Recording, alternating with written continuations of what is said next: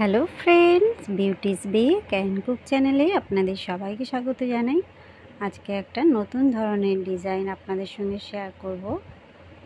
কেকটা ছিল আমার 1 পাউন্ডের। আমি কেক স্পঞ্জটা প্রথমে 3টে লেয়ারে কেটে নিচ্ছি। এই প্রসেসে কাটলে প্রতিটা লেয়ার সমানভাবে কেটে যাবে, কোনো রকমের সমস্যাই হবে না। অনেকের এই কেক কাটিং নিয়ে অনেক রকম সমস্যা থাকে, সেক্ষেত্রে বলবো এরকম নাইফ দিয়ে আস্তে আস্তে করে ঘুরিয়ে ঘুরিয়ে কাটলে লেয়ারগুলো সমানভাবে কেটে যাবে। এখানে আমি অরেঞ্জ ক্রাশ মিক্সড করছি ক্রিমের সঙ্গে। কেকটা ছিল আমার অরেঞ্জ ফ্লেভারের। আমি এটা চারিপাশে সমানভাবে স্প্রেড করে দিচ্ছি। যদি ক্রাশ এইভাবে ক্রিমের সঙ্গে মিক্সড করতে অসুবিধা হয় তাহলে প্রথমে ক্রিমটা স্প্রেড করে দেবেন, তারপরে ক্রাশ দিয়ে আবার সেটা আলাদা করে এরকম স্প্রেড করে দিলেও চলবে। তবে আমি সবসময় ক্রিমের সঙ্গে মিক্সড করেই দিই। যদি এই প্রসেসটা ফলো করতে চান, আলাদা পাত্রে ক্রিমের সঙ্গে ক্রাশ মিক্সড করেও এইভাবে দিতে পারেন।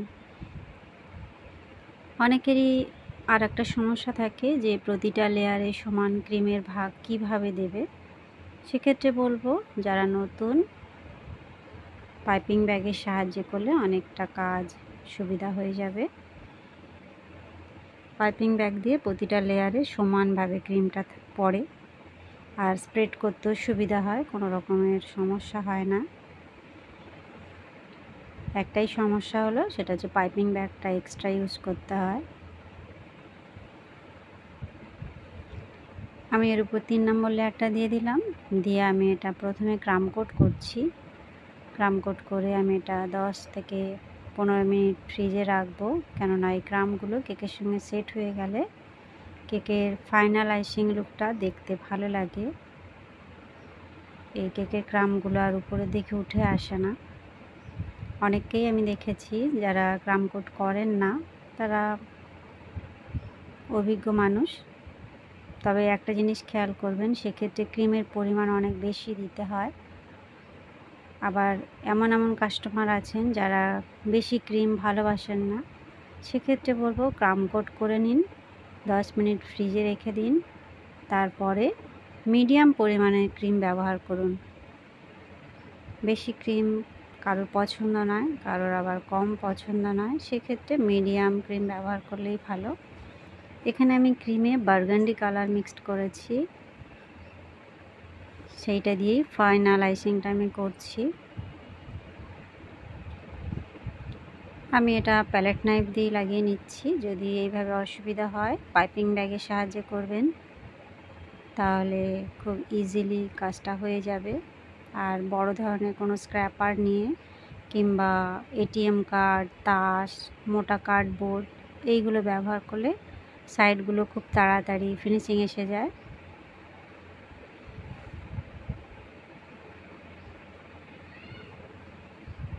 আমি এটা প্যালেট নাইফ দিয়ে পুরো কাজটা করে নিলাম। আমি উপরটায় একটা ওয়েব ডিজাইন দিয়ে দিচ্ছি, এগুলো দেখতে বেশ ভালো লাগে। একটা স্কেল নিয়ে আমি একটু মার্কিং করে নিচ্ছি কোথা থেকে ডিজাইনটা আমি করব।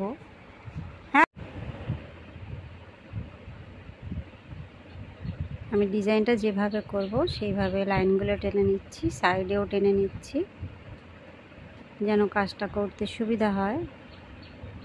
অনেক সময় আন্দাজে করতে গেলে টেরা বেঁকা হয়ে যায়, দেখতে ভালো লাগে না। এখানে আমি পাইপিং ব্যাগটা ছোট করে কেটে নিয়েছি, নিয়ে লাইন টেনে নিচ্ছি। হয়তো মনে করবেন ভেতরে নজেল আছে, আসলে হচ্ছে ভেতরে অন্য একটা নজেল আছে, অন্য পাইপিং ব্যাগ আছে।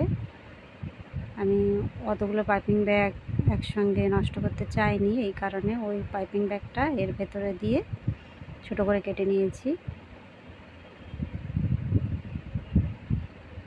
এই প্রসেসে করলেও কি হয়, পাইপিং ব্যাগগুলো একটু কম খরচা হয়।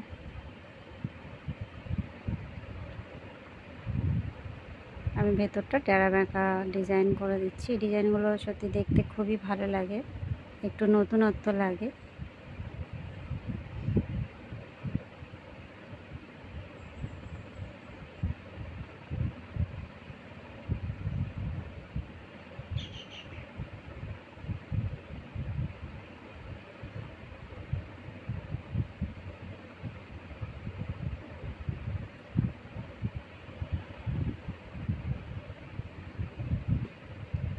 এইবারে আমি নিচে ডিজাইন একটা করে নিচ্ছি। এটা 46 নজল নাম্বার।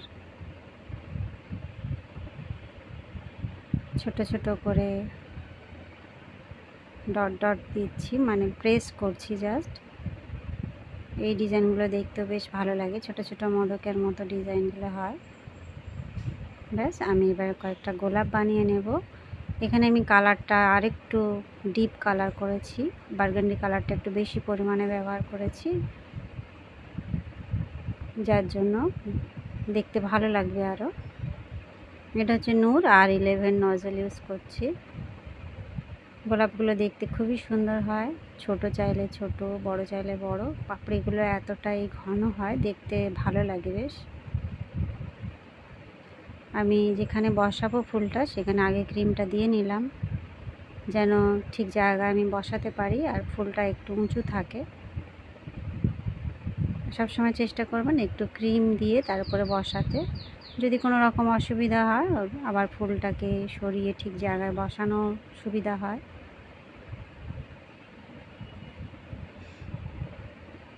আমি আরও দুটো গোলাপ বানাবো এইভাবে। আমি যে জায়গাটা শেষ করছি ঠিক তার আগে থেকে শুরু করছি।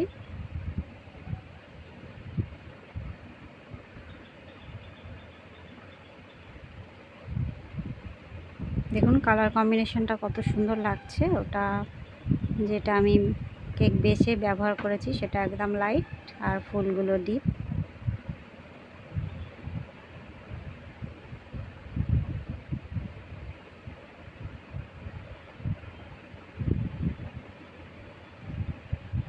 তিনটে গোলাপি আমি দেব এখানে।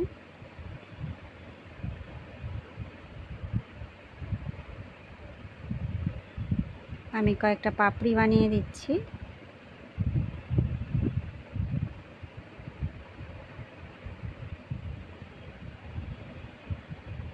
নামটা লিখছি এখানে চকলেট গানাশ দিয়ে। চকলেট গানাশটা খেয়াল করবেন যেন একটু স্মুথ থাকে, তবেই লিখতে সুবিধা হবে। মাঝখানে যেগুলো গ্যাপ ছিল সেইখানে আবারও ফুল বানিয়ে দিচ্ছি, জাস্ট প্রেস করছি। 46 নজল দিয়ে করছি।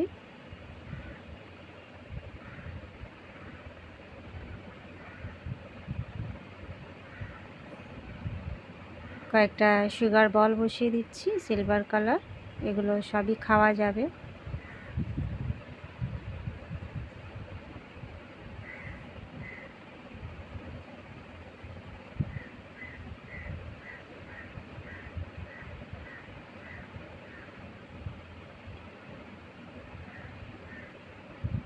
আর এটা হচ্ছে হোয়াইট পার্ল, মানে সাদা সুগার বল।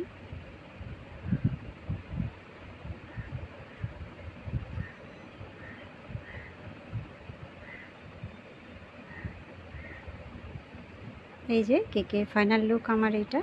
দেখুন বন্ধুরা কেমন লাগছে। ভালো লাগলে বা একটু হেল্পফুল মনে হলে অবশ্যই একটা লাইক করবেন, চ্যানেলটা সাবস্ক্রাইব করে রাখবেন।